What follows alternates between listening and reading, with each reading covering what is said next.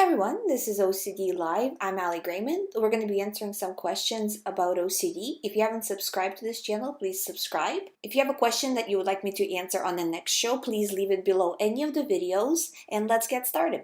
So the first question is, you don't really see progress unless you have moments of no OCD, but I know that there is progress either way. How can I see how far I've come?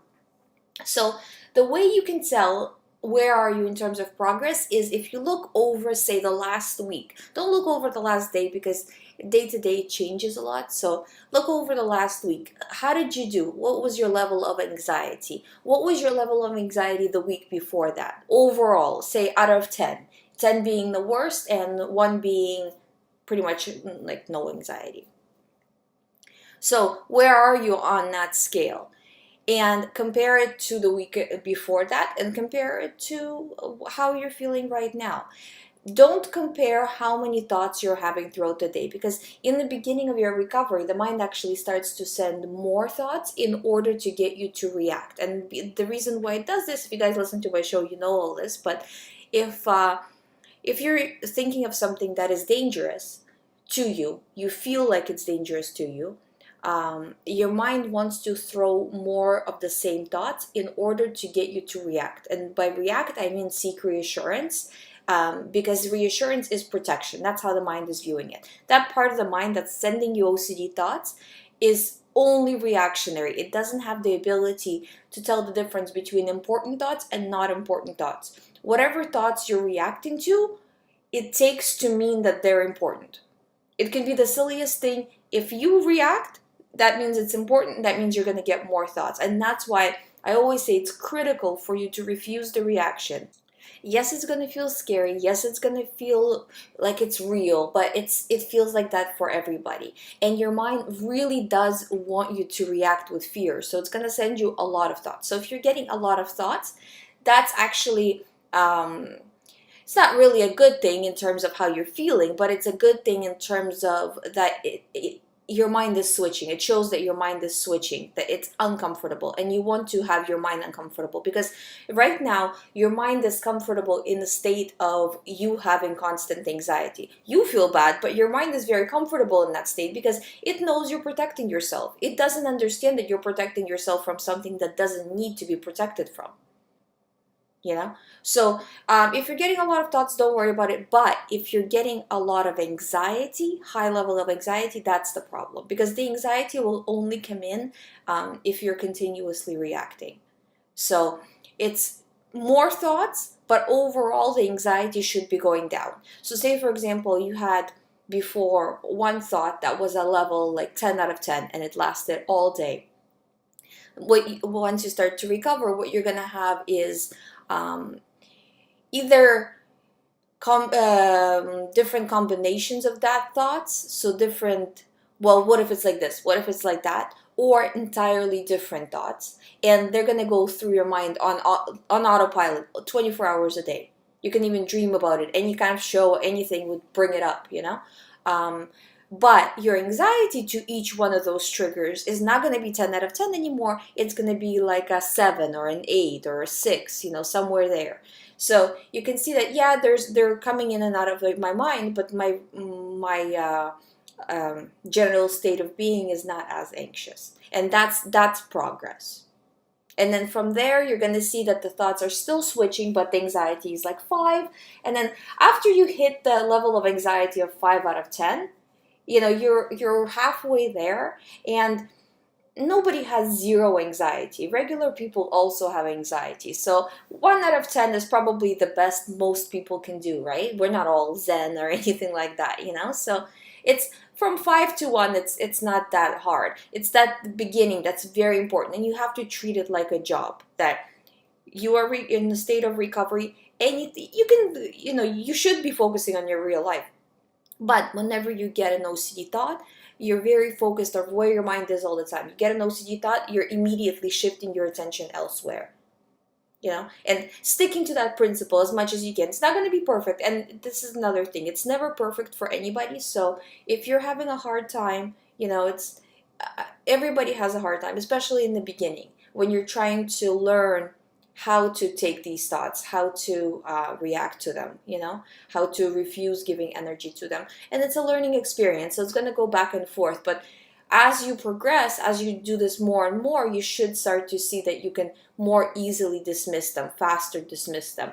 So pay attention to that time frame as well. That's another way you can see progress is, say for example, you woke up, I don't know, at 7 a.m. in the morning, and you had an OCD thought. Most people's OCD is worse in the mornings. So not all, but most people's. So 7 a.m. you got an OCD thought. How long did it take you to more or less move on from the thought? And then try to beat that time the next time. So okay, so this time it took me, say, 3 hours. Now I'm gonna go for 1 hour. So you're shortening the time. So the second part of the question is, also my OCD is clinging to things that are really silly, like the car signs, but I get weird feelings when I see them. I also get weird feelings when I see student ID cards, and it's starting to be really silly. So yeah, this is exactly the thing, is you're disregarding the thoughts.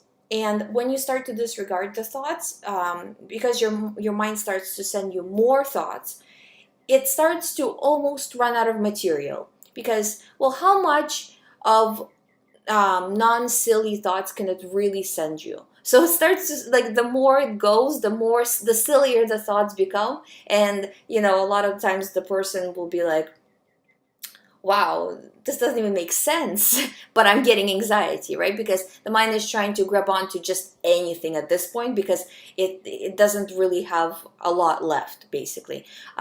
So with all of these things that you've mentioned, don't avoid them. So you feel weird when you see a car sign, keep looking at it. You feel weird when you see your student ID, keep looking at it. So you're not projecting that emotion of fear, So yeah, it's scaring me. I'm going to look at it for another 15 minutes.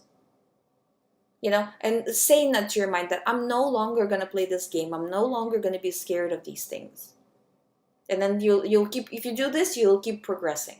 And again, it's not a perfect process in terms of that every moment of every day you're going to follow it.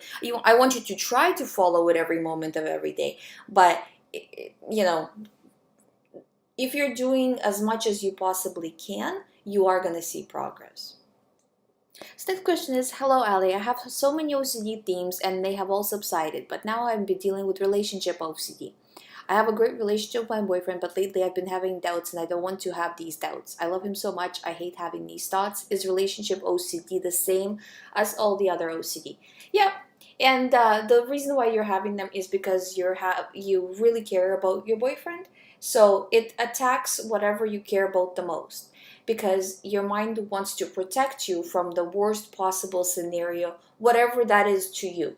So if having problems in the relationship the worst thing to you, it's very likely that you're going to have OCD that's going around that, So again, just like the other stuff, yeah, I'm having these thoughts. No, I'm not going to pay attention to them because they're not valid thoughts. This is OCD, and it's going to go away the same as any other OCD thought, but the reaction has to stop, because the more you react and take them seriously, such as, well, what does this mean? Well, how am I feeling? What am I feeling? And all of this, the more it's going to continue. And they're not valid feelings, they're OCD feelings, so you can't confuse them with actual real feelings. Just refusing the reaction, you'll see that it's going to go away. And again, if it feels real and all of that, that's normal. That there's nothing to do with that. Also about relationship OCD. When you have relationship OCD, a lot of the times, I'm not sure if that's the case with you, but a lot of the times the person who's having OCD will stop spending a lot of time with the person they're having OCD about. They start to avoid them because it just brings up more OCD. So you want to make sure you're not doing that. Do the opposite. Spend as much time as you can in order to have exposure. And when you have exposure, you get an OCD thought. Say you're around your boyfriend, you get an OCD thought, you refuse the reaction. So exposure and response prevention, that's what it is. So the next question is, I tend to talk to myself a lot, pretending my friends are there and I'm talking to them and so on. Recently, I've been worrying that it might be a sign of schizophrenia. Now I want to stress, before this fear came on, I did not experience delusions or hear anything. Now that I have this fear, I have been Googling symptoms of schizophrenia nonstop and even watching people's stories on YouTube. The morning after I did this, I got this thought that said, kill her, and I was referring to my mom. I've been shaking and being terrified of this thought ever since, and I don't know what to do. I was doing quite well, not seeking reassurance or Googling, and have this fear and the thoughts that tip me completely over the edge. So the fear of schizophrenia is very common when you have OCD. This is a really common OCD theme. The reason why you're stuck on it is because you are reacting with fear and you're allowing yourself to watch the shows and Google. And as you know already, that this is bad and this is what's keeping it going. All of these symptoms that you're experiencing are symptoms of OCD because you're doing all of that, not symptoms of schizophrenia. So you just, again, just like any other type of OCD, you just pull back, refuse the reaction, stop Googling, stop doing anything to keep this thing going, and you'll start to see that you're coming out of it. But no, this is not schizophrenia, this is just OCD. I don't want to give you reassurance, but I really need you to stop any kind of research or anything like that, because the more you do it, the more deeper you're getting into it.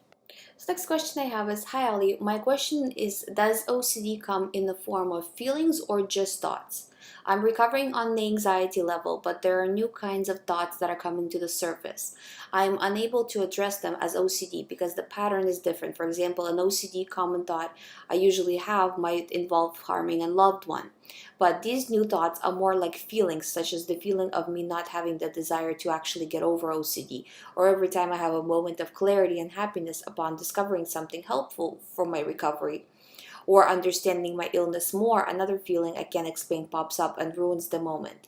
These types of thoughts or feelings are holding me back from recovery. There is a part of me that thinks it's OCD related because there isn't a human being that would want that conflict. So yes, OCD comes in all kinds of ways, such as feelings, thoughts, images, especially with false memory, though a lot of the times it comes in images.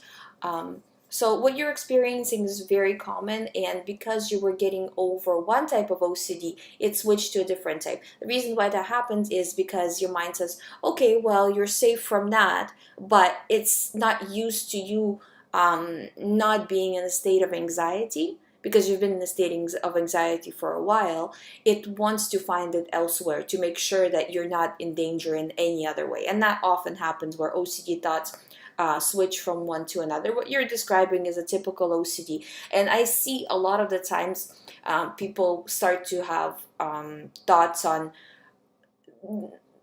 themes that actually have to do with OCD recovery.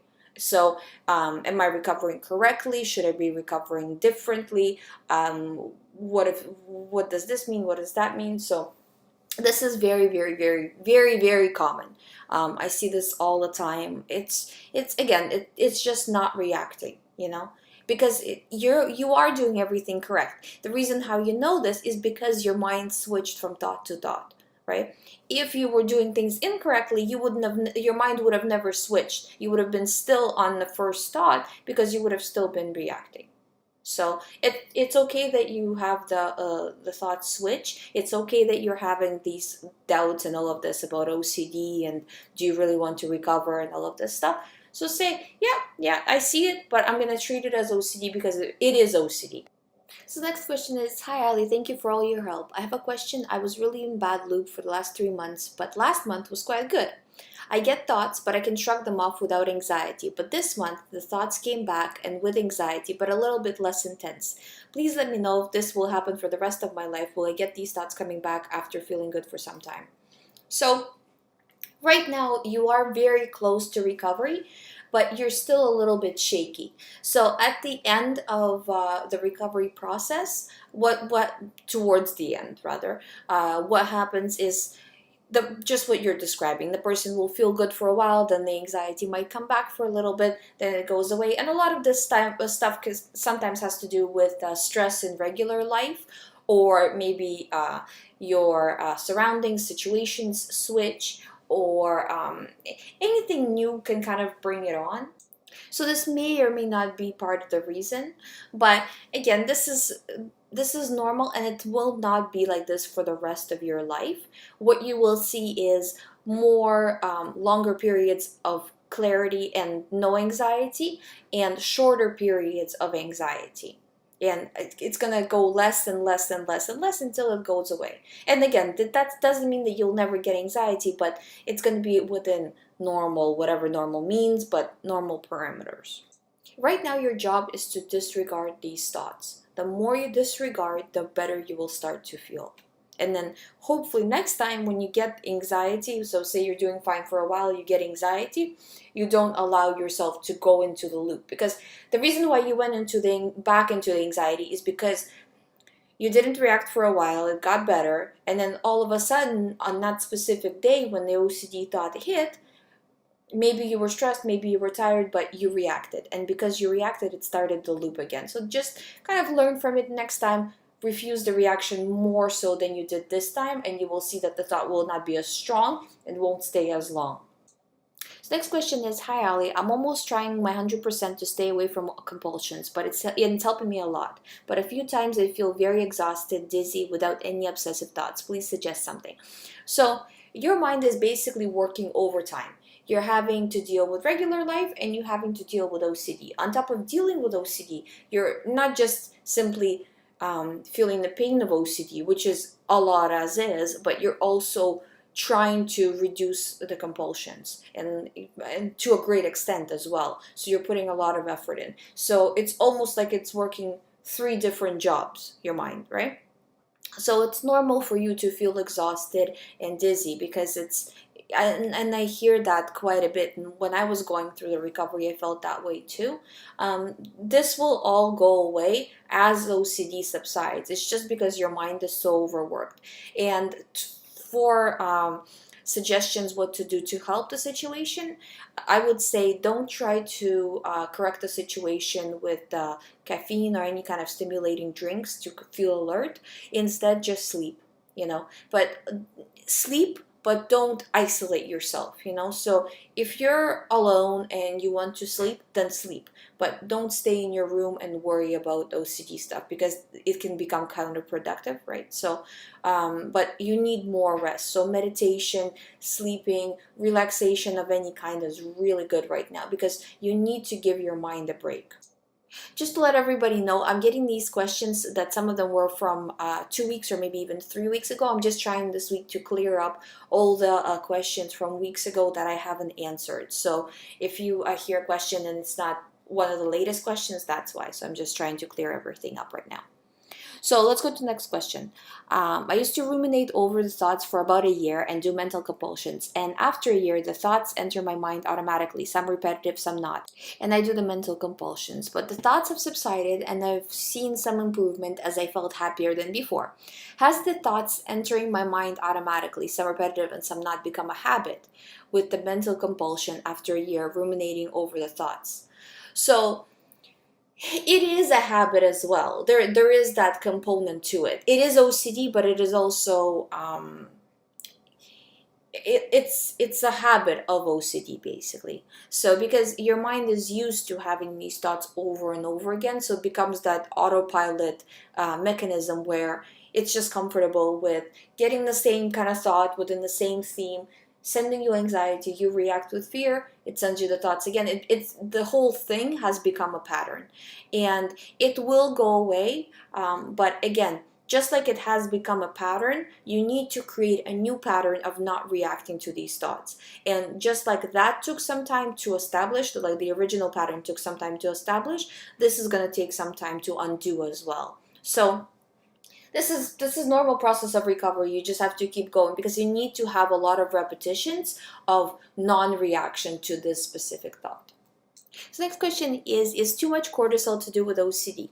Yeah, because your mind is raising hormones as if you are in danger. So adrenaline, cortisol, it's not uncommon for people to have physical symptoms such as shortness of breath, throwing up, feeling tired, feeling all kinds of physical symptoms. Basically, your mind wants you to do is to react. So it's mimicking the state of panic. So next question is, I realize now that prior to finding your YouTube channel, I was actually putting some of your recovery methods to use regarding my obsession with weight, which I now believe was also probably a form of OCD. I used to be obsessed with being a certain weight, which caused me to think about what I was eating, calories, weighing myself.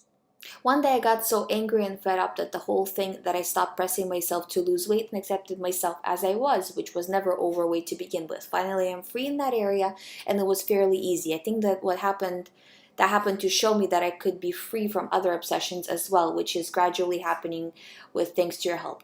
Do you find that getting angry at your OCD theme helps to recover? P.S. I am basically a peaceful person that hates conflict, but I find that anger has been healing at times. Yes, I do find that it helps a lot. First of all, it's great what you've done, in terms of overcoming the weight situation. And this is a really good point that you're making, that these techniques that you're using for OCD, meaning that you're choosing what thoughts are valid and what thoughts are not valid, and what thoughts to react to and what thoughts not to react to. You can use these techniques outside of OCD.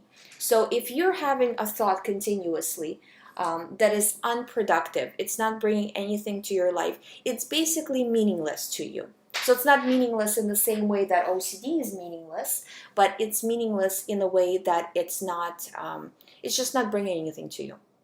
So again, choosing not to react. And as you choose not to react, the thought will start to fade. So using the same techniques outside of OCD is really helpful as well. Getting angry at OCD, getting fed up, saying, you know what, do your worst. I don't even care anymore because it's taking my life away as is. So OCD is almost worse than the actual fear that I'm having. And getting to that point, it's kind of like hitting rock bottom in a way, but it really does work in terms of, well, now I have nothing to lose, so I don't really care anymore. And it's that last part, that I don't really care anymore, that stops the thought. Because if you don't care, your mind's not going to send it to you. So however you get to the point where you are not giving it energy, it's good either way. So getting angry, getting fed up, whatever, as long as you're saying enough is enough, I'm not playing the game, I'm not doing this anymore, and that's when the recovery starts, when you're getting in that stage. So next question is, I have been recovered a lot in the last 2-3 months from about a 10 level of OCD to almost a 3. That's great. That's wonderful to hear. But now I'm stuck with a hyped awareness OCD of my own thinking process while studying. Please suggest something to me. So I think that that's becoming almost an OCD theme for you. And what you want to do is, in that case, say, you know what, I'm not going to look at what I'm thinking about right now. I'm not going to pay attention to it as much, because even though when you're doing OCD recovery, you should do that, but if your theme becomes OCD, then you shouldn't. So saying to yourself, no, I'm not going to look into where my thoughts are right now. It kind of seems, it seems counterproductive, but it's really not. So allowing yourself to think whatever you want, because that's your OCD recovery is becoming your OCD theme. So just, again, not giving that theme energy the same way you didn't give the other themes energy and overcame those. So next question is, hi Ali, so when I'm driving I get this weird sensation. I have to keep looking at the mirror. What can I do? I don't know what to do. I also have this thing where I feel like someone is in the room with me and I have to turn around and check. So the more you're looking, the more you're checking, the worse this is going to be. It's a compulsion and an obsession, just like any other compulsion and obsession when it comes to OCD. So exposure, meaning you're driving, you have to look back obviously for safety purposes, but if you're looking back more than you need to and it's becoming, you feel like it's becoming repetitive, then refusing to look back, or say, okay, I'm going to look back, but not right now, say in 5 minutes from now. If you're in the room, right, and you want to look back, 5 minutes from now I'm going to look back.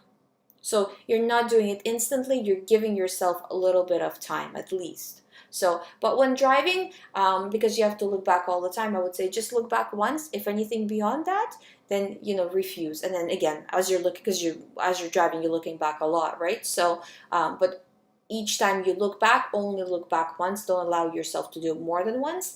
And if you feel like there's no actual reason on the road to look back, then don't do it, and wait a little bit to do it, because at that point it would be just for OCD purposes. So kind of taking a look at why you're doing things and if it's for OCD, refusing. So we've come to the end of the show. If you have any more questions, please visit youhaveocd.com. There's a private recovery program there with me. There's ebooks, there's information on recovery, there's lots of information on there. There's also audiobook rentals available through this channel. If you haven't subscribed yet, please subscribe, and I'll see you in the next video.